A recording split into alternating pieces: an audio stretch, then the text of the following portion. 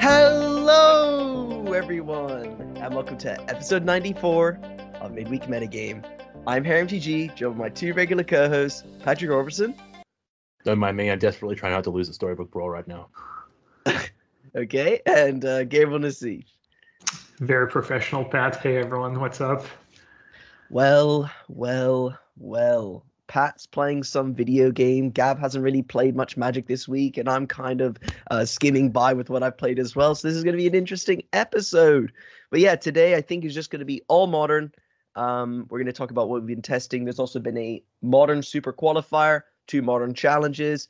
Wafo Tap has been being a beast this weekend as normal. So we're going to be talking about his decks, talking about our testing, stuff like that. But before we get into all that, as always, well, not actually as always, we've got a new Patreon this week. Miriku, thank you so much for supporting our content. Thanks, Miraku. Yeah, appreciate it immensely. It's always nice to have new people who join the Discord. Welcome to the team. Yeah. I guess if those listening, if you would like to join the Patreon, no pressure to do so. Best place to support us, patreon.com/midweekmetagame. Content will always be free, but that's the best place to support us. And I should also remind you that the podcast is sponsored, brought to you by Card Market. I need to let you know that it is a marketplace online to buy anything card game related. Doesn't have to be Magic the Gathering. It can be Pokemon, Yu-Gi-Oh, whatever you like. You can sell on there. You can buy cards. You can buy sleeves. You can buy deck boxes, everything. Just go check it out. I mean, I could list off the infinite things that they sell. Cardmarket.com or cardmarket.eu. They're legends. And yeah, I guess that's about it for the intro. So why don't we just hop into things modern this week? I guess I'll start it off because I was really kind of intrigued by the band control list that we talked about last episode. This is the one that we saw Watu and Mr. Cafulet play in the Modern Challenges. I believe they played in both Saturday and Sunday last week. So obviously I had to try it out. I thought it was perfect clickbait. Stream for Card Market. And I think I went 4-1. Yeah, I did go 4-1, and my only loss was to Tron. And I think in game 3, I remember now. I think they top decked like 4 Karns in a row or like 3 Karns and an Ugin to win. It was kind of disgusting when they were hellbent. But overall, I really love the Bant deck. I think Icefang Kodal is extremely underplayed right now. I think we all remember those times we were playing Uro Icefang Kodal. Those were amazing. And obviously, Dragon Rage Channeler having to attack is really nice with Kodal. Also, it gets dashed Ragavan a lot. I know I keep repeating this on the podcast, but against a lot of control players, all these Ragavan decks, they hold Ragavan to dash because typically your only removal spell is Prismatic Ending. So they're trying to play around that.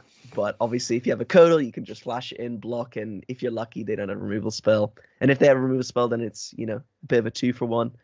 Can I just say something about this deck? When I saw it, I wasn't on the cast last week, obviously, but when I saw it in the deck dumps, I was just astounded by how low in creatures you can go and still have Ephemerate be a scary card. I thought that just a combination of Kodals, some Witnesses, and like a couple of subtleties. That's all that Wafo has in his deck, and it's still really scary because I played against this online once or twice now, and I sit there and I'm essentially in like panic mode, kind of like, do they have Ephemerate? Do they have Ephemerate? And like you said, Kodal's just perfect for trading off with Ragavan without putting yourself at a disadvantage. Mm-hmm. You had a chance to play this deck this week, right? Yeah, so I 4-1'd and then I 3-2'd.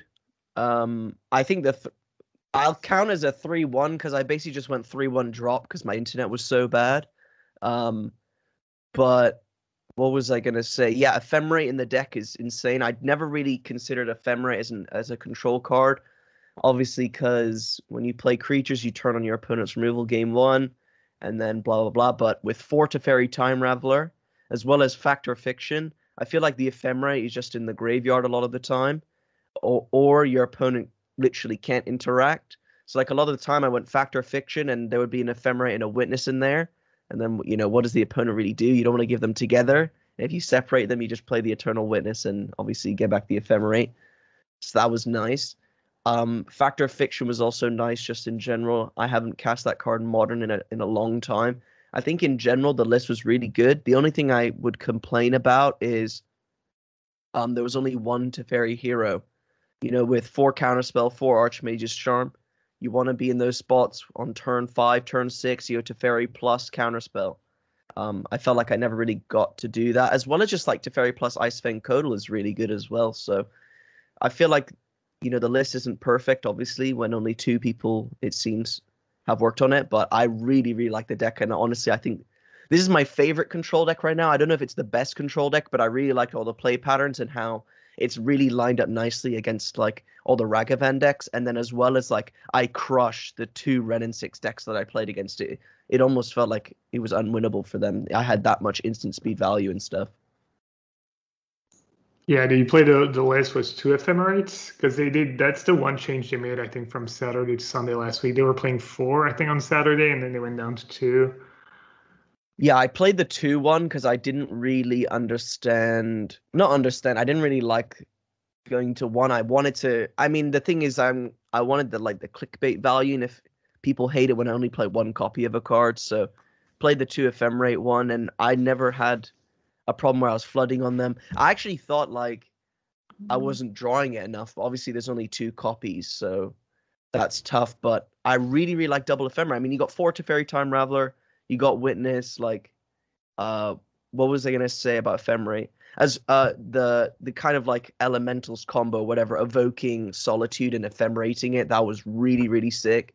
I think the only thing you could complain about is I feel like maybe there's not enough white cards to consistently be able to pitch a white card and have ephemerate available. Sometimes I had to pitch the ephemerate to solitude, but I really liked to ephemera. I didn't see a problem with it. How did you keep up against Tron in that one match? Seemed like it would be a bad matchup, just like other control decks. Yeah, it was tough game. I think one game they just had natural Tron, and then I won. I think I won like Counterspell, Charm, Snap Counterspell, Factor Fiction, and I won. That was good enough. Just by beating with. I think they mulled. I mean, I did not like that Tron matchup at all. It was terrible for me. But yeah, that matchup actually seems like your worst matchup, to be honest. But I've only played 2 leagues. I haven't really seen like every deck in the format. You know what I mean? Tron's on a bit of an upswing. I know a couple of weeks ago when I was last on the cast, we were kind of wondering whether or not Eldrazi Tron and Green Tron were the kind of new flavors of the month. But they seem to be doing well over the last couple of weeks, putting up a top 8 here or there, and just getting a little bit more of a presence in the metagame, because I've definitely played against it once or twice and been like, oh, I am unprepared for this. Yeah. I think something I should say about the Tron matchup actually is a lot of the time the Tron player will go turn 1 map, turn 1 sphere, just ending it. If it's a sphere, you're trying to color screw them. If it's a map, obviously you're taking away a Tron land. That comes up a lot, and I generally feel like I win those games as control because they, you know, I think you ruin their whole plan normally if you just exile their 1-drop. So that's generally the games that I win. And then, yeah, I don't know. It's a tough matchup. It's not a good one at all. I wasn't trying to imply that it was. It's not like you have very good targets for ending anyway, so it makes sense to just kind of fire it off and hope you get lucky, especially if they're going to be mulliganing a lot. You know, digging to that hand that just puts Tron together and has the threat, and rely on having the 7 mana available or more to just top deck great things. If you can keep them off balance with a card that was otherwise dead, that's just perfect exchange of resources, particularly in game 1, I guess. Mm. There was actually only 1 Tron, and if you take the 3 top 8s combined, there was only 1 mono green Tron, no Eldrazi Tron, so kind of a down tick actually this week. I didn't look at top 16s, so maybe they're all top 16 finishers, but I believe there was a blue Tron somewhere in the top 16. Oh, was it Trellon was the crazy? I saw a crazy list. What was it? It had Krasis. It had 2 splashes. It had a splash for Krasis. I think it had a splash for something else. It was kind of a wild. Maybe it was just in a prelim or in a league, but yeah, Trellon. Yeah, here it is. No, here it is. It's in the modern challenge from the Sunday, and it is blue red Tron, more or less. So it has Fury and Hydroid Krasis, Fire Ice, 4 Valakut Awakening. Yeah. Yeah, what a deck. Fury's kind of been the card. Everyone's playing Fury. Everyone's adding Fury to their main deck. Whether it's the Rhino deck or the Glimpse Elemental version, they're playing 4 Fury in the main. good enough for Tron apparently for that weird build, but that card's been just everywhere and just really strong cards. Yeah, I've been really impressed with it, and it's just the kind of mainstay of many different decks at the moment. I've even seen blue-red Murktide lists with some on the sideboard. Yeah, It's just so good against Hammer Time. Really, that, you're that's really struggling against that deck when you kind of don't get to clean up all the kind of chaff that's lying around and make yourself vulnerable to kind of getting not just nickel and dimed out, but just providing them with too many ways to kind of suit up something with a pure steel or a Sigarda's Aid. Yeah, these elementals are good against Esper Sentinel too. It's nice that you don't have to pay the tax on it. But wasn't Fury the cheapest one, kind of the quote unquote weakest one? And we're kind of joking that it's going to end up being the best one. Yeah, I feel like we were prophets at the beginning. We are like, I don't really think these ones that people are excited about are that good. But have you seen this green one and this red one? Yeah. I have to go back. I feel like it's a little. No, let's not go back. Otherwise, lest we be revealed to just be looking favorably on the past. But let's assume that we were right to begin with. Yeah. Well, I've played a bit of Modern. I played a league for CFB with Glimpse. It was a viable Ash who had a good week/weekend last week. I think it was like a top 4 in a challenge, a 4-0 in the prelim, a 5-0 in the league, and it was just the kind of the old version, the Glimpse Elemental deck. You're trying to glimpse Omnath and make treasures and foods and whatnot, and get the red Chancellor in play. That version of the deck, and I give it a go. It was pretty close to the original deck people were playing in the original version I tried. The big differences were 4 Fury in the main and only 2 Omnath. They had the Seasoned Pyros and they had the tracker that makes either food or treasure. So I like that build. I thought it was smart. Fury's great right now. It's also gives you potentially an extra permanent if you go, Evoke Fury and Outburst on the stack. That's kind of cute. That can be good. Just solid card to cast. And I liked only 2 Omnath. That card's just really hard to cast when you have 4 Colony Garden and Basic Forest in your deck. It's really hard to cast on turn 4. I think when I play the deck and maybe when other people play the deck, they were like, well, that's my only kind of good card I can cast, so I should definitely play 4. But the fact that it's legendary and whatnot, those glimpses is kind of relevant and not that easy to cast. So I think I kind of like that. You also don't make a huge kind of things to do with the excess mana it can create as well. It's not like you really desperately want to cast your spells. Yeah, that's fair. So you're not like casting it, playing a fetch land and going like, here's my insane 5-drop. You're going like, cast it, sack a land, here's Tireless Provisioner, and I'll sacrifice a clue and draw a card. Yeah, but they were just playing, I think, all the right creatures. Sideboard was pretty good. They actually knocked me out of the top 8 last week or a couple weeks ago, and that was Leyline in the sideboard. I had 4 Leyline of the Void in the sideboard. That got me good. I thought their sideboard was... So I played in the league. I went 4-1. Deck felt good. It was pretty consistent, and I liked it. And then I saw, I wasn't too sure what I was going to play this week on stream. I've been kind of semi-vacation, just streaming a few hours a day maybe. And then I saw Wafo just had an amazing weekend. He came in, he won the Saturday challenge with straight up blue-white control. And then he ran it back in the Modern Super Qualifier, and he either got second or split in the finals. He's a Hall of Famer, but as a Hall of Famer now, you don't get to play you don't qualify for the arena tournaments or the big tournaments right away. What they're doing right now is that they're giving all Hall of Famers a direct pass into day 2 of these arena PTQs. So you don't have to play day 1. You just go straight into day 2, and then you need to go like 7-2 or better, I believe. So that's a current deal. So he's going to be playing. That's kind of cool. I'm not sure how much arena he plays, but he's going to be playing the next arena championship next year. So congrats to him. And I think it was against Oscar Franco playing Livingston in the finals. But yeah, I saw the list. It made sense, and I had to give it a try. So he went was basically he's playing, kind of classic Wafo, 4 counter spells, 4 charms, 2 Cryptic, 2 Factor Fiction. So he's playing Factor Fiction over Jace at 4. And as for Planeswalkers, he's playing 4 Teferi Time Reveler, which is just still amazing right now. We see it every week, but all this Cascade decks, all, just really strong card right now. Teferi Time Reveler is the busted blue-white card.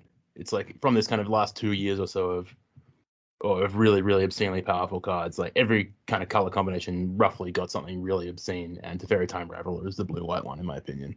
It's, maybe it's going to look back in time and say it's kind of a mistake not playing like, the full 4 copies when we had the opportunity in any blue-white deck. Yeah, for sure. I mean, they got banned in a bunch of formats, and that's something I was doing was my Jeskai list, I think, when I was playing all these removals. I think I was playing 3 or 4. I think it makes sense. Yes, 2 Teferi, Hero of Daminaria, no Jace. So that card's, it's good with Counterspell, and on turn 6, it's good with, a lot of time you just play on turn 6, and on tap, you have Archmage Charm up. He's not playing Path to Exile. He's playing 2 Chalice of the Void in the main deck. And, his only quote-unquote 1 mana spell is Prismatic Ending, which obviously you can, pay more for, even if you're killing 1-drop. So that's pretty cool. He's not playing the 4/4 Chalice. I like that. It's not like you're a prison deck and you need to have Chalice or else you're kind of screwed. It's kind of like, okay, it's really good in the format. I get to play it. It's not that easy to build a deck that gets to play Chalice of the Void. You usually have to play 1-drops in Modern or 1 mana cards in Modern. That deck kind of cheats a bit of that. Obviously, it's also a downside. When you're on the draw and you look at your hand and your first play is a counter spell, or even sometimes you have to keep hands that don't have an ending or 2 mana spell. I played a couple leagues with the deck. I had to keep these hands, and sometimes it works out, sometimes it doesn't. But it's a price to pay. But yeah, I like it. 2 Chalice. If you draw it, great, and it's probably going to be good for you. If you don't, it's not the end of the world. What else? 3 Supreme Verdicts, 4 endings.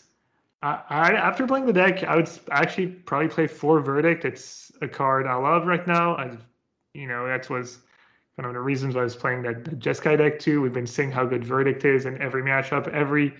Almost every good deck in Modern is a creature deck, whether it's Elementals, Hammer Time, the Ragavan decks. Pretty much every deck's creature based. Even Living End is essentially a creature deck. They cast their Living End, and if you can just Verdict them away, they only have 3 copies of Living End in the deck. They can only go off 3 times. So having a way to kind of make them go again in that matchup is pretty powerful.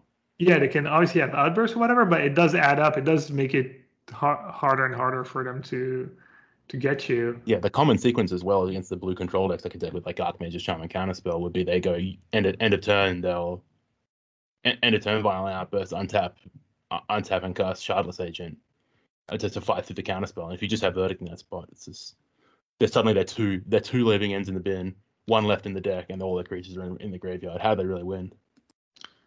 Yeah. What else? He's playing 4 Shark Typhoons in the main, which is, just instant speed, flexible. Well, I remember when I was trying blue-white last, I think I was also playing a lot of Shark Typhoons. I just wanted my deck to be as not, little clunky, or hard to say it, but, not as less clunky as possible, I guess. And Shark Typhoon does that. It was a card I think I was boarding out a decent bit, but I think it's solid game 1 card's always going to do a little something. It helps you a bit against stuff like Nexus. You don't have Path to Exile, so you don't have a ton of instant speed removal, and Shark Typhoon helps a bit there. It's also just, you're not playing Jace. You do tap out for Fairy Time Reveler or Hero, but you're not tapping out a ton. So that card was good. And then he was playing, a few 1-ofs, 1 Snapcaster Mage, 1 Solitude, 1 Wall of Omens, 1 Spreading Seas. I really like that. You're playing 4 Fairy Time Reveler, so you want these value targets in the mid game, and but you don't want to draw too many. I've been impressed with Solitude in these decks. I could see maybe playing a second one. It's just nice, we said you don't have a ton of cheap cards, so that makes up for it. It also kind of insurance against people have been playing Creativity. That's a nice answer to an Emrakul or Velomachus. It's nice against Esper Sentinel, and it's a great, honestly, it's a great value play on 5. A lot of the games I could play it earlier, but I feel like I can hold it off and play it on 5. Maybe get to bounce it, or you tap for some lifelink. So I could see a second copy of that. Spreading Seas. Yeah. It's funny about you said about Solitude, because when it got spoiled, I think we were sitting there being like, oh, do you really want to 2-for-1 yourself? Or like, you're really going to cast this like a value play on 5? It's pretty mopey if it's like just an Ecrotile, and here we are. Yeah. No, it's been good. So yeah, his mana base was, he had one hull of Storm Giants. That's the new manland. But then when he ran it back, he made 2 changes from Saturday to Sunday. He cut the Wall of Omens for second Spreading Seas, and then he put a colonnade instead of the blue manland, and then he added a third blue castle, cut a fortress, like minor details. But I was a bit surprised. I thought Wall of Omens, I think Wall of Omens is pretty good right now. It protects her to Fairy. Cheap card, white card for Solitude. Spreading Seas, he had the second one in his sideboard, so I guess he moved it to the main, and then he had an extra slot for his sideboard. His sideboard was also fairly unconventional. I'll just some content to read here. I'll just read it. He had a second Spreading Seas. He had 3 Dobbin's Veto, 3 Flusterstorm, 2 Sanctifier and Vec, 1 Celestial Purge, 2 Explosive, 1 Fracturing Gust, and 2 Summary Dismissal. Summary Dismissal, definitely the card people asked me about the most when I was streaming the deck. I believe it's just for Eldrazi, especially Mono Green Tron, and anyone who's trying to cast big monsters with Cavern of Souls. So Titan and Mono Green Tron would be my 2 first guesses. Maybe you bring it in against E-Tron. I'm not exactly sure. And yeah, I believe that's it. So no disputes, no clicks. What else is missing? No Monastery Mentor, but you're not playing Opt, so Mentor gets a bit worse. I thought the sideboard was decent. I'm not the biggest fan of explosives. I tend to maybe not bring it in enough. Fracturing Gust is also a little sketch. Triple white's not always trivial, and there's a lot of matchups where it's good, but where it's going to be too slow sometimes. If Hardened Scale has a good draw and you don't have a ton of interaction, you're going to die before you get to 5. Kind of same for Hammer Time. Sanctifying Vec is a little awkward. It's double white, and you're a Verdict deck, so there's a lot of matchups where you kind of want to bring it in, but it's also matchups where you're losing all your Verdicts, so you end up not bringing it in. I kind of like free vetoes, free Flusterstorm. I'm not sure you actually need Dispute. Dispute is kind of good if, I guess, there's maybe more blue-red, and it counters the blue creatures, which is nice, the Murktides and the Sprite Dragon, but people don't really play Sprite Dragon anymore. And, maybe you're a bit worried about Blood Moon, so veto's a bit better against that. And against the Cascade decks, I think Flusterstorm's one of the best cards you can have in your sideboard, so that makes sense as well. I'd be really impressed with Flusterstorm out of the blue decks. Just kind of default 2 copies in most of my sideboards at the moment, and even thinking about putting it in the main occasionally.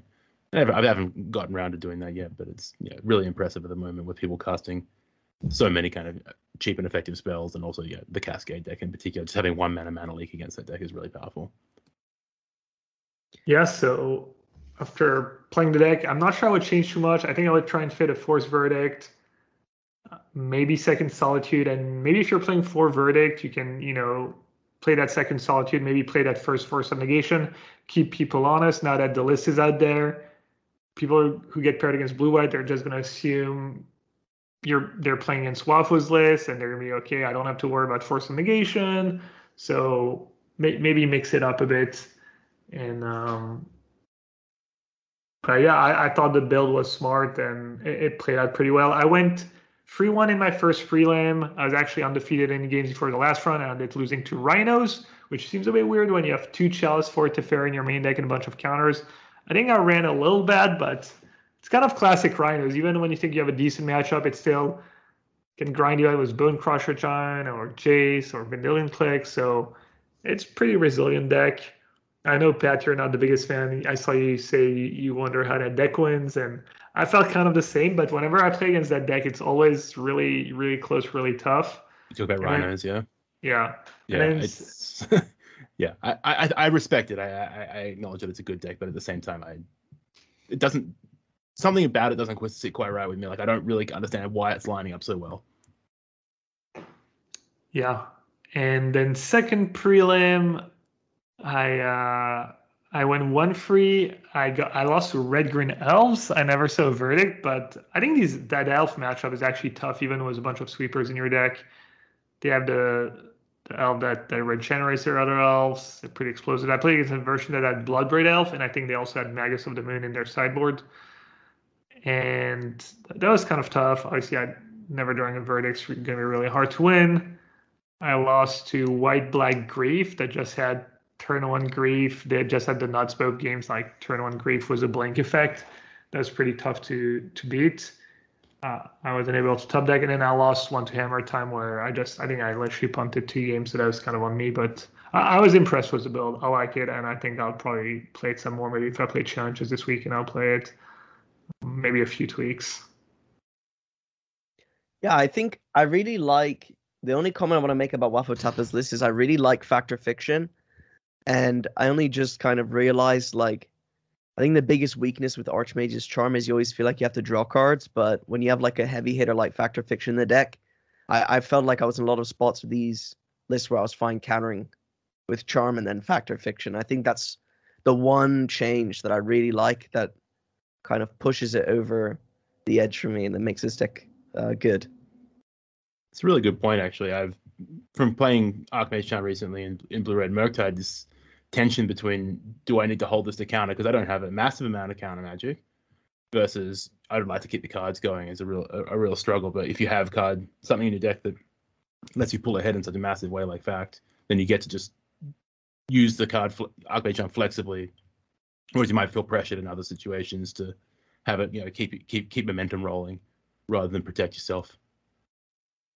It's good to see it back in Modern and getting some play again. It was pretty popular when Uro and Mystic Sanctuary were legal, but now we're back again and it's Fact or Fiction time. Yeah. Okay. Yeah, I agree with what you said, Ari. You get in spots where you're happy just use Archmage Charm to counter because you have Fact and you can just maximize the mana. Also no Field of Ruin in the mana base. Only 1 planes and two even what's it called? 2 Mystic Gates to filter that white mana. So that was nice. That was never a spot where I couldn't cast Archmage Charm. That was pretty awesome. Actually, it was one spot. That was one of my mistakes. I literally played the wrong land and then tapped the wrong land and I had to play a plains or a white castle and I couldn't cast Charm, but that was on me. So, that was cool. I did not get paired against Tron, either E-Tron or Monogreen Tron or Titan decks. I'm not sure Titan decks are super popular right now, and we said there wasn't even a ton of Tron in the top 8s last weekend. So I'm not sure how much these 2 Samurai Dismissals can carry on these matchups because there's not even a single Aether Gust. Wafu just really knowing what he wanted to beat, not trying to cover all his bases, just trying to beat the Cascade decks, the Ragavan decks, the red decks, etc. So yeah, I think that for him. He definitely this Samurai Dismissal is definitely targeting a green Tron in my opinion, and not. And so he's chosen his hate card specifically for that matchup rather than trying to spread himself thin against multiple different big mana decks, just assuming that Anion Titan's not turning up, and he's only going to have to beat Green Tron, which I think is nice. I also think that you're going to get a little bit of mileage out of Summary Dismissal against a deck like Titan because they can't Veil of Summer you anymore. It's really nice against Veil of Summer, obviously. Yeah. Good point. And obviously Cabin as well, which you mentioned previously. So you kind of get 2 birds with 1 stone there, whereas a card like Field of Ruin isn't actually particularly impressive against Titan, but it's obviously pretty solid against Tron. Yeah. Still kind of surprising not to see even the first copy of Rest in Peace, especially when you're only playing 1 Snapcaster Mage. That's always been on All-Star in Modern, and you do have Living Index and Croxa decks. Maybe I'm forgetting something. Even see Dredge once in a while show up. So yeah, there was a Dredge top 8 this week as well. I think just talking about Living End a little bit, and its kind of rise in the format is probably worthwhile. It's kind of Cascade decks in general, kind of the top tier at the format at the moment, I think. or at least putting up the biggest like share of the metagame between Rhinos turning up everywhere and then living and having a pretty damn good weekend, really, from all things considered. It was the first place in the PDQ that Waffo came second in. There was another copy in the top 8. There's top 8 in some of the other challenges as well. And they're all on this kind of grief version, which is essentially your innovation from early in the format, Gab. So this has become the way you build this deck, and it's pretty damn powerful. It seems to be kind of like the premier graveyard deck, at least at the moment. Yeah, people still haven't caught on subtlety in the main, though. All depends. People usually don't. I still kind of like subtlety in the main. You don't need it like you need cards like Force of Negation and Grief, but I feel like it just played out nicely in most matchups. Yeah, Levigan's been doing well. I don't see a ton of Ragavan decks in these top 8s. It's been a lean week for Ragavan in general. I think that the format's at least adapted. Elementals in particular was a really tough one to overcome. That matchup's really quite hard if you're trying to put Ragavan and hope to get your Dragon Rage Channeler in. Just trying to nickel and dime them with a limited number of creatures when they have subtlety or solitudes and blink, and then a lot of things to gum up the ground. Teferi Time Raveler to make it hard to lean on counter spells. That in combination with Cavern of Souls, really tough for Blue Red Murktide and maybe for Black Red as well. Just get outvalued and don't get a board position. So how you possibly win? Yeah, so that might be the reason why Living did really well, because these matchups were tough. Whether it's the blue Ragavan decks that just go turn 1 Ragavan with a bunch of counter spells back up, or the red black Loris deck that pressures your life totals, have discard. Game 1's pretty good usually, but after sideboard, when they get these 1 or 2 Void Mirrors and these spell bombs, matchup becomes really, really hard. So if Ragavan's on the decline, it makes sense that Living is climbing, because the Living deck's a bit good for me against these elemental decks. Most of the Ren and 6 decks, like something like Velomachus, you usually have enough disruption to beat them. You're also pretty decent against the other Cascade decks, against Rhino, and you're good against Hammer Time as well, especially after sideboard when you get the green evoke creatures, and even sometimes the red one, as well as Force of Vigor, or Force of Vigor. So yeah, that was a good I think it was a good meta for the Waffle's blue white list, and because I would guess his blue white decks probably struggles against Ragavan with only 4 endings. So that might be why you saw Waffle do well and why you saw Living do well.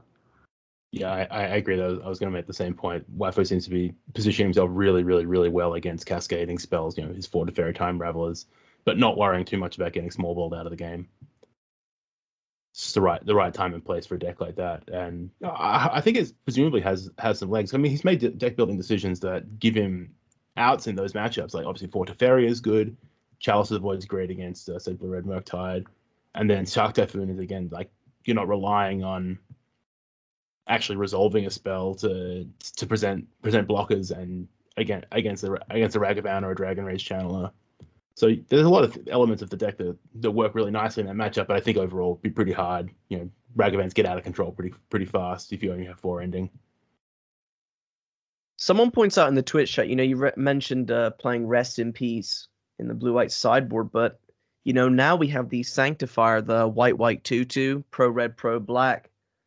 Do you think that Waffo's list should be playing Sanctifier or Rip? Because obviously Sanctifier is much weaker against Living, so even I'm not even sure what I would really do. I guess splits it maybe. Sanctifier is really good against red-black, but it's still a matchup where you probably want to keep your verdicts, so I'm not too sure. I can't remember exactly which matchup it was, but I remember playing a match or two. I was like, oh, Sanctifier would be kind of nice, but at the same time, it's a bit awkward was verdict, and I don't really need it, so would have to go through maybe the in and out and figure out if you want Sanctifier, if you want Rip. Do you even need Graveyard Hate right now, because you're already pretty good naturally against the Living Index? The double white's also a reasonably big consideration for Sanctifier. I think the power of Sanctifier comes from how good is it at blocking creatures. And if Ragavan's on the decline, Or if you're like Wapper and you're weak against Ragavan, maybe you want to just put a little bit more power into that matchup, or a little bit more tools into your arsenal for that matchup by playing Sanctifier. But if it's not attacking and blocking, like, it's not really a good attacker or blocker against Living End. Sorry, so I'd probably prefer Rest in Peace in that matchup. But it depends where you want to gain percentage and where you're willing to make some sacrifices, I think.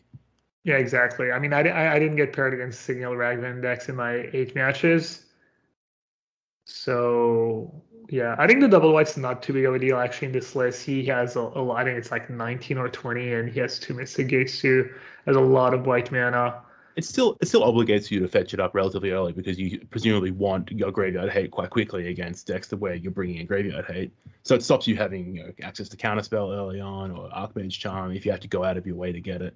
I guess it's only a single basic plane, so maybe you just bite the bullet and just take 2 off a shot of a Hallowed Fountain or whatnot. But yeah, exactly. Or you have Glacial Fortress too. You have the Triumph. Obviously, you're gonna fetch a blue-white dual land on turn 1. So I don't think that's the big problem. But yeah, we even saw there was even a copy of Burn in the top 8. So maybe there's a couple of matchups where it's nice. Maybe against there's like few Reanimators that going around, so it gives you the blocker for Grief as well as.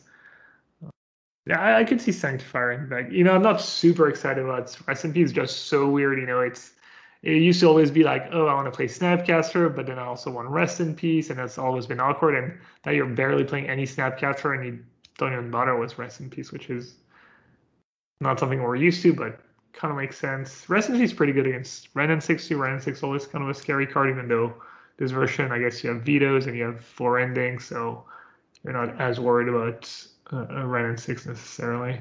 And there aren't even very many Ren and 6 decks in the format right now either. Yeah, it's kind of a card that's fallen off. It's like Velomach's deck, I guess. That's been pretty popular and doing well. Yeah, that's definitely true. There's actually in the Super Qualifier, and I think it's 10th place.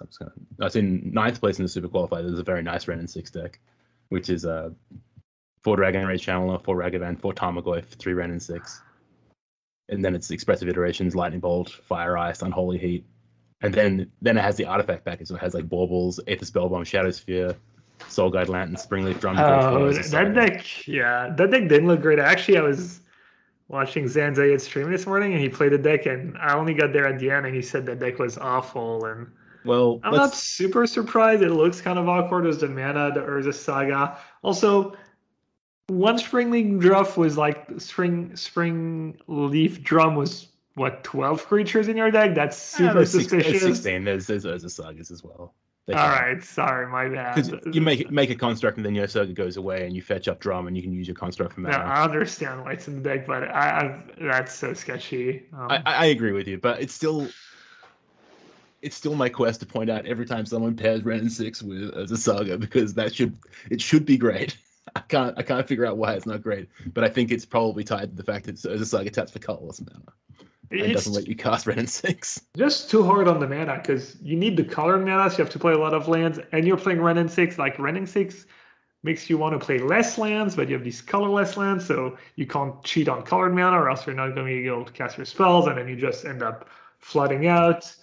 So I think that it might be the clearest example of the fact that it's not a Ren and 6. That Urza Saga is an incredibly good spell, incredibly good land for modern, but not a good enough spell. So if you're playing Saga in your spell slots, which you kind of have to if you're playing these Ren and 6 decks and Expressive Iteration decks, it's not quite as good enough of a card to justify the deck building constraint. But if it's tapping for colorless mana and that's doing something meaningful for you, like it's casting your cookbooks or it's casting your equipment or your artifact creatures, then it's an incredibly powerful card. Yeah. Yes. I think also there's a little anti-synergy where you have a lot of mana sources, but the Urza Saga deck usually wants to play a lot of cheap cards, and you don't really want to play all cheap cards when you're gonna have a lot of lands. You want to kind of take advantage of that extra mana. So it's kind of a weird weird tension, I guess. I don't know how much you spoke about with Andrea about this, his I guess Teamer Team of Murktide deck that he'd been playing, so Murktide Regents and Tarmogoyfs with no 1-drops, and he's got Ren and 6 in that deck. And I played a little bit with it as well, but one of the things I found was that it was really hard to find ways to take advantage of having all this mana available to you when Ren and 6 got going. And so when I was building it and tuning it a little bit, I was adding more Archmage's Charms, and then eventually I decided I was put some Cryptic Commands in my deck, and it starts looking completely different. But you're right, not having a way to maximize having all that excess mana in your deck is a real issue, and it's an anti-synergy with what Saga really asks of you, is to have a bunch of cheap stuff in your deck. Maybe you need to play that red enchantment. There's two, right? There's Seismic Assault, and then there's a one red enchantment where you have to pay a red, you discard a land, deal 2 damage or something. Magmatic Vortex or something like that. Yeah. Something like that. Yeah. All right, here we go. Oh my gosh. I think honestly the reason why Saga isn't that great is because Astrolabe's banned. I think if Astrolabe wasn't banned, you'd see way more Ren. Let's not go there. Let's not start speculating on what would happen if Astrolabe was not banned. Yeah, I know, but I think it's possible. I watched Cherry X-Men play a really cool Team of Rec deck with Ren and Urza Saga. I think it can work. That worked. I think the problem is though that your 1-drops or 0-drops you can fetch are like so weak, and you have to build around an artifact synergy really to make the constructs good. That's my opinion on it. Yeah, that's fair. You need the artifacts. I never thought about Reclamation in Urza Saga. That's kind of cool. Yeah, because you can like make a load of dudes, right, with the trigger. Yeah, it's sick. Maybe Urza Saga in Teferi too.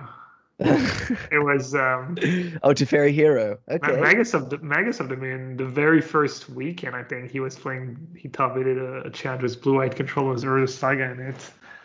Yeah, you can the Stone Ring yourself control. Yeah, you have enough 1-mana artifacts that you get decent value. You either get a bubble or a Pithing Needle. You can play the one-off Expedition map in these control decks, so you can kind of chain a couple sagas. Either Spellbomb is okay-ish, I guess. I'm not convinced, honestly. Well, we haven't seen it since, so I'm not particularly convinced either. But you say which Teferi? It's actually synergizes nicely with both of them. I think you can use Teferi 3-mana Teferi to bounce your own Saga and go again. So you can make a construct, rebuy, and then have some more mana again. It's not particularly powerful, but it's some interaction. But obviously, pretty sweet untapping it with Hero of Dominaria. About Menguchi's deck, I think he just said the deck was fine. He enjoyed it, and it was kind of his take on it. Nothing special. Yeah, I that's the kind of feeling I got as well. It was pretty good. I don't think it was as good as Blue Red Murktide is, but at the same time, it was cool to play with Tarmogoyf again. That kind of gets really big, really fast at the moment between the sagas and everyone playing baubles, and that was a 5/6 or bigger, or 6/7 quite often.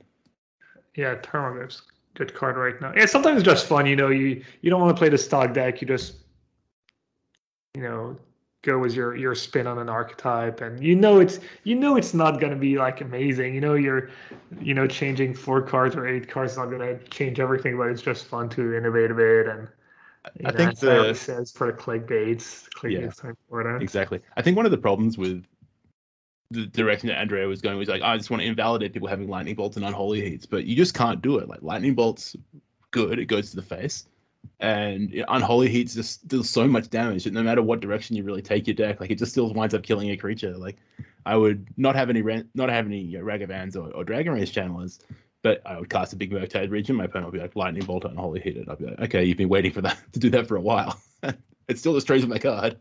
So here we are. Like, it's kind of difficult to get your Tarmogoyf out of unholy heat range. So it was definitely, and obviously it kills Ren and 6 as well, quite cleanly. So yeah, it's a cool idea, and it was really fun to play, but it was not something that I would go out of my way to do anymore. Ooh. It's hard getting an hour of modern content, eh? I don't know. I think keep going. Okay, keep going. What deck next? What's the next deck?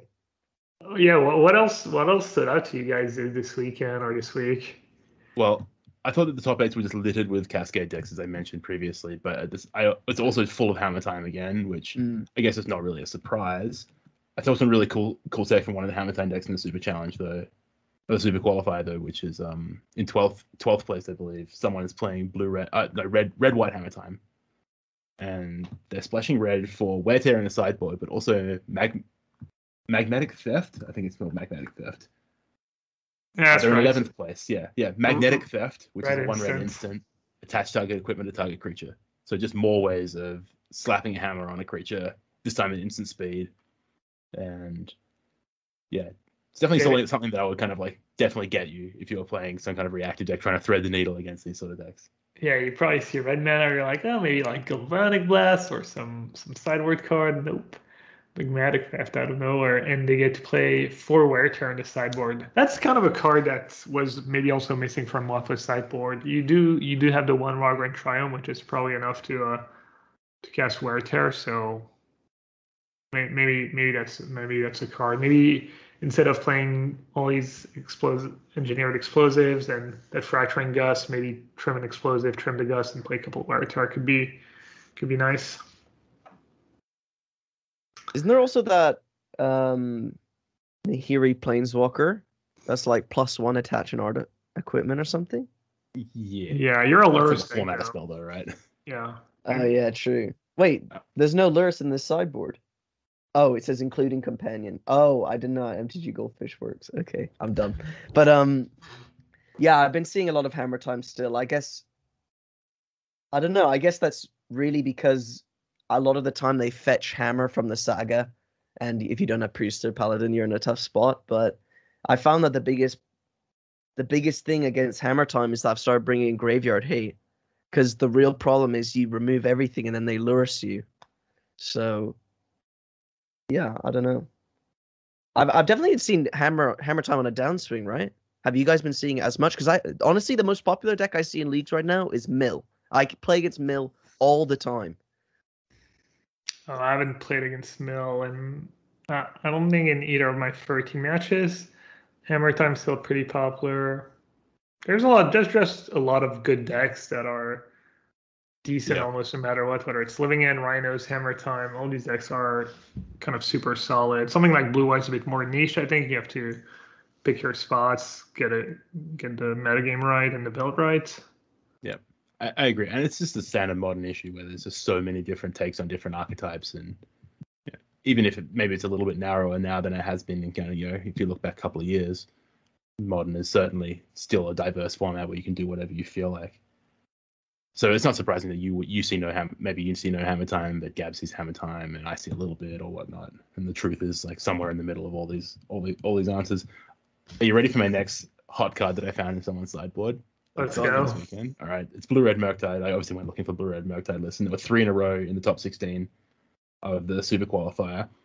But in 17th place, Stream is playing, what looks like completely standard Blue Red Murktide until you get to the sideboard when you see 2 Cloud of the Dominus. The heck does that do? Exactly, Harry. What is that? So it's an aura. It's a creature enchantment. It's a 1 hybrid Izzet mana to cast, so a blue aura red. An enchanted creature. As long as the enchanted creature is blue, it gets +1/+1 and has Shroud. As long as the enchanted creature is red, it gets +1/+1 and has Haste. The heck? Exactly. Only 1 mana? Is it that cycle that the blue-white one gave? Like, is it Steel of the Godhead? It's the Steel of the Godhead cycle, but it only costs 1 because it's presumably not particularly powerful and limited if you try to put more mana on it. But I think the notion is that you cast your Murktide Regent and then you give it Shroud. What deck are you doing that against? I don't know.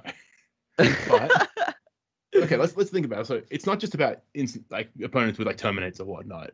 It protects your Murktide Regent from Teferi Time Raveler. It protects your Murktide Regent from Brazen Borrower. I understand the idea, like what you're going for. Where you go for it, I'm not really certain. And in a pinch, you can just cast Ragavan and make it a 3/2 and send it. I don't know. But it's also a way of giving off the 2 answers. Just dash it. I know. You can just dash it. No, but Borrower and Teferi both bounce this enchantment. Yeah, but then you got to go bounce the enchantment, then deal with the creature. Yeah, okay. I think you're trying to set up a situation where buys you the time to untap and protect it. But it was definitely something that jumped off the page at me. It's not a card I've seen since playing Eventide Limited or whatever. Yeah. The deck in 18th place is also pretty sick as well. It's Neoform Affinity. No way. Oh, way. What's in that deck? So it has 10 7-drop affinity creatures. So it has 4 of the Sojourner's Companions, so the affinity for artifacts. The Mirror Enforcer with artifact land cycling has 4 Thought Monitors and 2 Mirror Enforcer. And then if you Neoform, it gets Craterhoof Behemoth. What? Exactly. Actually, wait, I've seen this before. So I've seen people try to do this with like Gristlebrand, like try and go get Gristlebrand off their 7-drop affinity creature. But I think Craterhoof actually makes a lot more sense. Just because your deck's like Frogmites, Memnites, Ornithopters, a bunch of junkers basically. That's pretty amazing. You just go flip hoof and get it done. You probably get in some grindy games too, where you just get to cast it because you have Vito, you have 2 Glimmer Void, 2 Spires. Yeah, you have 4 of the blue, red, green land. You have 4 drums, and you're playing all these Thoughtcast and these Thought Monitors. So in grindy games, I'm sure you get to 8 mana sometimes. Yeah, certainly probably not unheard of. It'd tilt the shit out of me if it happens to me. That looks amazing, honestly. Affinity is always going to be these Frogmite Mirror Enforcer decks. That's what truly is Affinity in my mind from kind of back in the mid 2000s. So it's nice to see those cutting casts again. But this Behemoth is such a good thing to flip as well. It's kind of surprising you don't have. I feel like the deck should have maybe a 5-drop because you have 4 Frogmites. So maybe try to find a really good 5-drop. Is Neoform +1 or +2? It's +1 exactly. Yeah. Yeah, I guess you need to play. Yeah, if you could find 1 or 2 5-drops to go with Frogmite Neoform, that could be cool. Maybe a 1-drop, just so you can Neoform your 0 sometimes. Maybe, I don't know, it'd be good. Gilded Goose. That doesn't sound very exciting. You might want to make it a 1-mana artifact creature so that you can at least go get it off Urza Saga as well. Could just be an Arcbound Worker, honestly. Yeah. Or whatever the strictly better Arcbound Worker is these days. Yeah. Yeah, all right. Yeah, those are just some cool things that jumped out at me. I mean, we can keep going. When you said there was no Tron as well, or big mana, there's a lot outside of the top 8 of these challenges sitting in the kind of X2 bracket. So there's kind of 8 in 19th place. Tron. There's a couple of Trons above it in the top 16 of the Super Qualifier. Yeah, I think that deck's just maybe it didn't have the breakthroughs, but it was definitely played in reasonable volume this week. Yeah, that's what happens a lot of the time. You're like, oh no, and then the top 8, but if you scroll down a bit. Oh, we got a raid from Andrea. Welcome, everyone. Yeah, I not in the challenges, but there is a really cool deck that followed one of the most recent prelims. It was Spider Space. He's a brewer. He usually plays Death and Taxes decks, but he's been playing other stuff recently, and he comes up with some cool builds. And this is Reanimator / Indomitable Creativity, and he's just trying to put Archon of Cruelty in play. That's 2 Archons, only creature. There's 2 Sarah's Emissary in the sideboard and 1 Void Widower. So for maybe I think Sarah's Emissary is really good against Elemental, I believe, because they can't deal damage, they can't solitude it. Yep. Maybe creature and you're good. It's usually pretty good against the Affinity decks too. Even that deck's not really popular, but it's pretty cool. It's Grixis. So you have the Persist on Margrave package. You also have Hard Evidence Creativity was I'm assuming you got 4 Dwarving Mine. And then for utility, for card advantage, you have Iteration. For utility, you have Inquisition of Kozilek, Fatal Push, Lightning Bolt for Smarty Command. So really cool build. I played a bit of Archon of Cruelty, whether it was White Black Reanimator or the Glimpse version was Eldrazi, and I was super impressed. I think Archon was one of the only creatures I played that was not an Eldrazi in that Glimpse deck, and I was always so happy to flip it. It was. People were like, oh, you're playing Archon in that deck. Doesn't seem quite good enough, but it is always super, super solid. So not really surprised, but yeah, really, really cool deck. And I like his sideboard too. 4 Flusterstorm and 4 Alpine Moon. He knows which, kind of a bit like Waffle. He knows which cards he wants. He knows what's the problem, and he's not messing around. I've been really impressed with Archon of Cruelty whenever I've seen it enter play.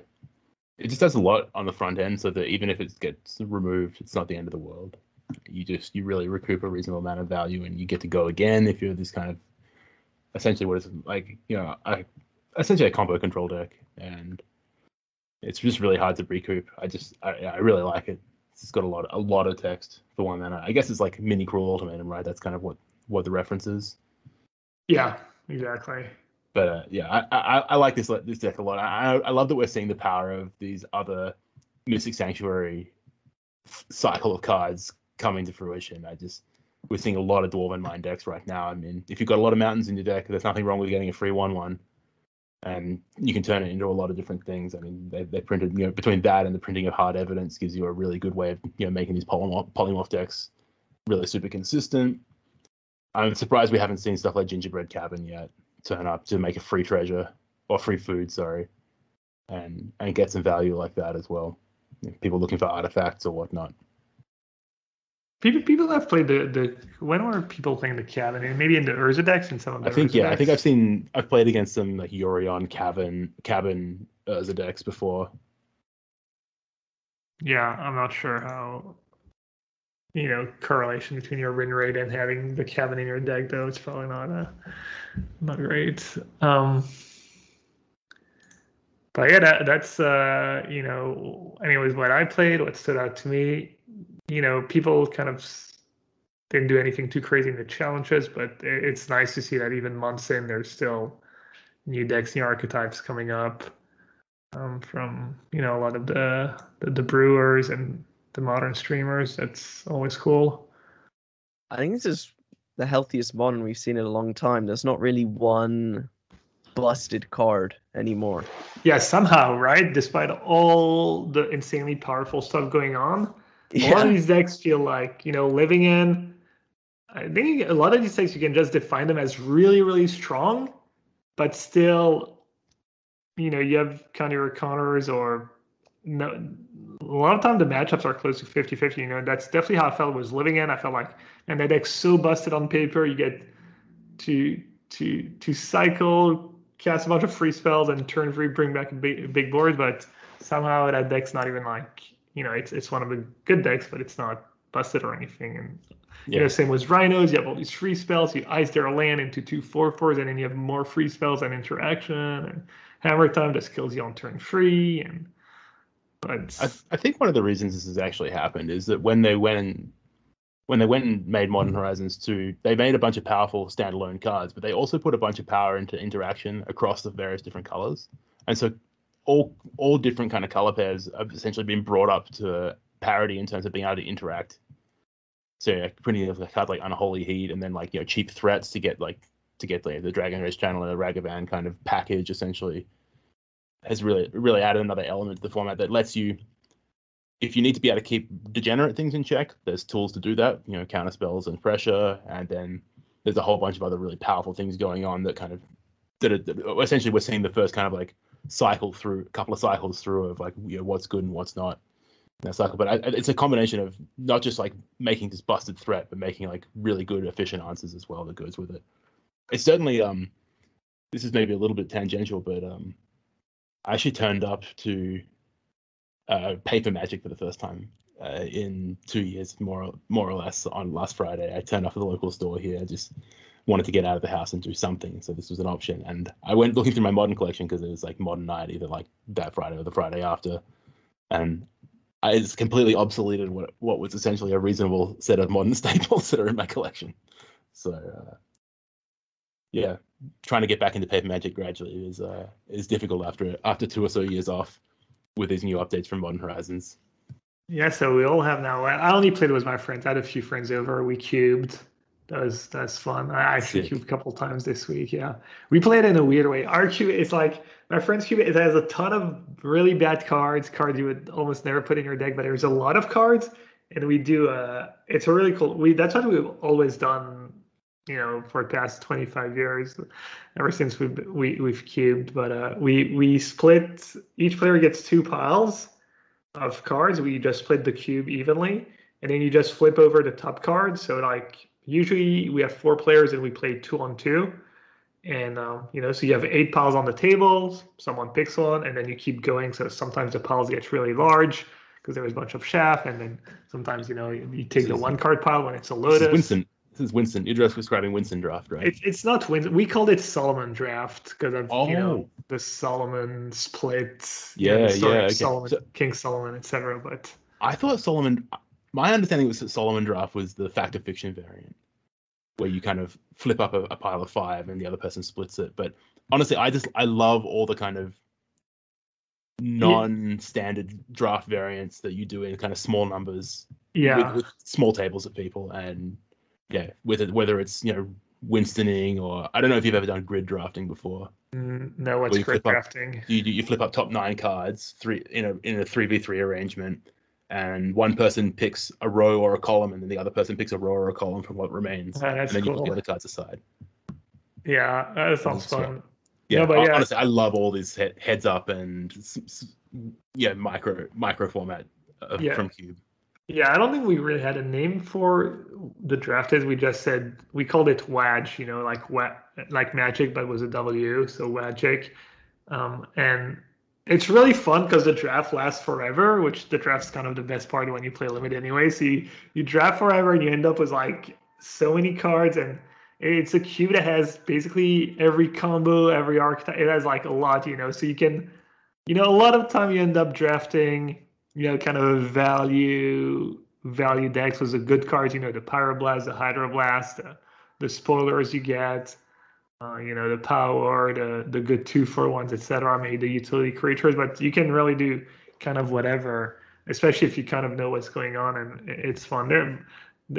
I wasn't a big fan. The power, though, sometimes that's a bit frustrating. Obviously, it's fun when you open power and you get the power. It's fun, but then in game, I kind of like unpowered cube, I think, because in game it just frames it. If you just go ancestral recall and cast a couple of recalls in the first few turns, and then you can even recall your team. Is game starting out always super competitive, but yeah, that was fun. I'm of the opinion that the power in cubes gets more fun the less powerful the cube is in general. So if you have a cube that's really not very powerful, but then has like Moxes and Lotus and Ancestral in it, it's actually kind of great because you have this like what essentially I imagine the kind of original like alpha kind of like gameplay to be, where you have this massive power spike, but you draw a bunch of like Scathe zombies and like hill giants, and it doesn't really do anything. So my friend used to have this cube which was Weatherlights and backwards. So it was just all really old stuff, and if you opened Ancestral in that, you would cast it and you would just draw absolute rubbish. It was just so bad. Like the best thing you could possibly draw was like Muhammad Egen, but just unplayable artifacts from antiquities are in this thing. Like it's just, I'm 3 cards ahead, but they are just all absolute just toilet paper. It's just, so I'm with you as well. Like when you kind of have these games where you Ancestral and it draws you like a counter spell and then a combo piece and some acceleration, it feels a bit kind of tilting and swingy. But when you just draw nothing off your Ancestral, or you accelerate out like a grizzly bear, that's pure magic to me. I really enjoy that side of power. It sounds to me like your cube is like that as well, where it's like I imagine it's kind of 700 odd cards or something like that, and it's really inconsistent what you'll get in any particular draft or deck. I mean, it adds a lot of. When I say bad card, it's like cards that are okay, but there's so many good cards that you're realistically never gonna end up playing them. And then you have like all the really niche cards, but that lets you draft. If you want to draft, a Dread Return, graveyard deck or an artifact deck, or artifact's kind of tricky because then your opens just play cards like Fusion and Serenity, and you kind of get wrecked. The artifact so you actually have heaps of like hate cards as well. That's great. Yeah, it's like Anyways, that's fun. That was a great tangent. I'm sure Harry enjoyed it immensely. Hey, Harry's been playing a bit of Live too. He was the first one of us to go back and play some Live, I think. Yeah. Do you have any plans to go play more Live? Yeah, I'm going to Nottingham this weekend to play. I think I'm allowed to say Card Market sending me to Nottingham to do some recording, some like versus live style videos. So all right, gonna be doing some no banless modern and normal modern.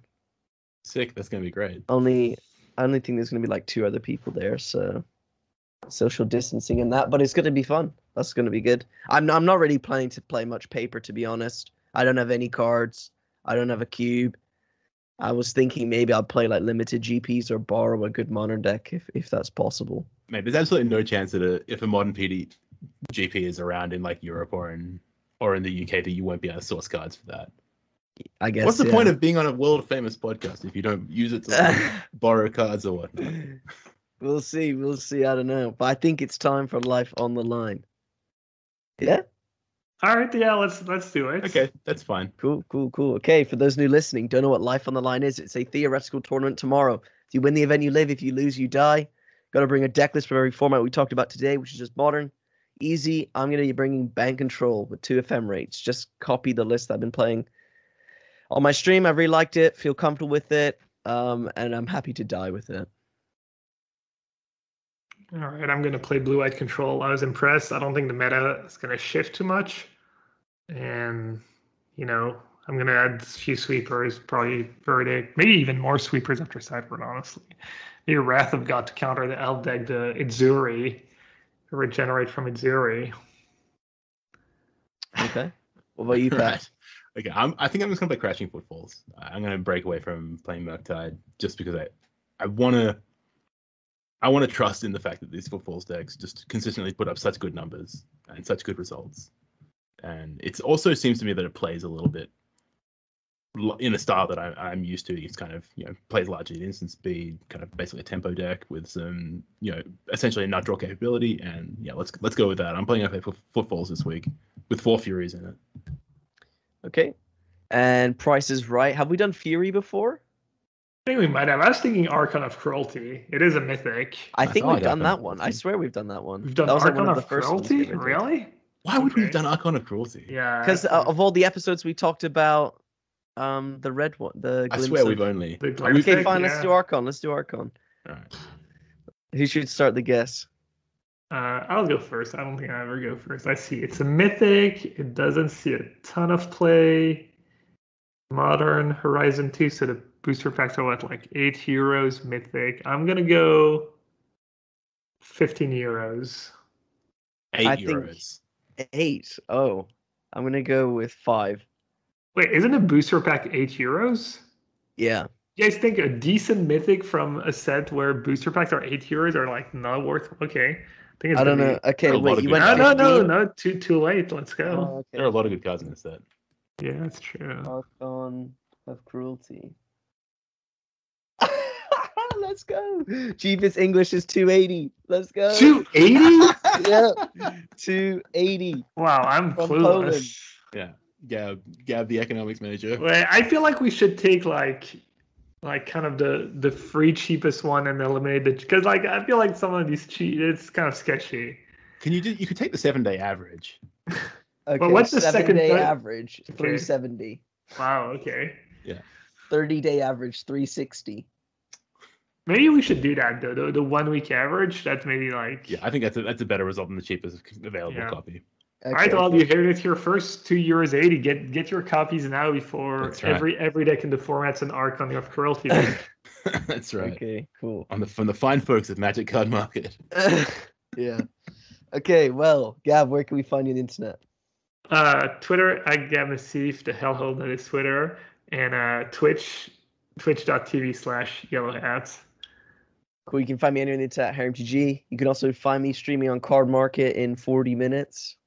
And yeah, Pat, where can we find you? You can find me at the Gameskeeper in Oxford on a Friday night, playing Friday Night Magic this weekend. Come on, easy.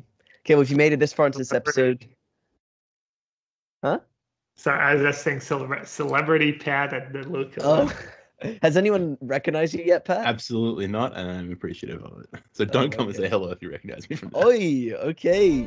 Wow, not okay, fine, whatever. Well, if you made it this far into this episode, thank you so much for listening. We appreciate you, and I guess we'll catch you guys next week. Later. Take care, everyone.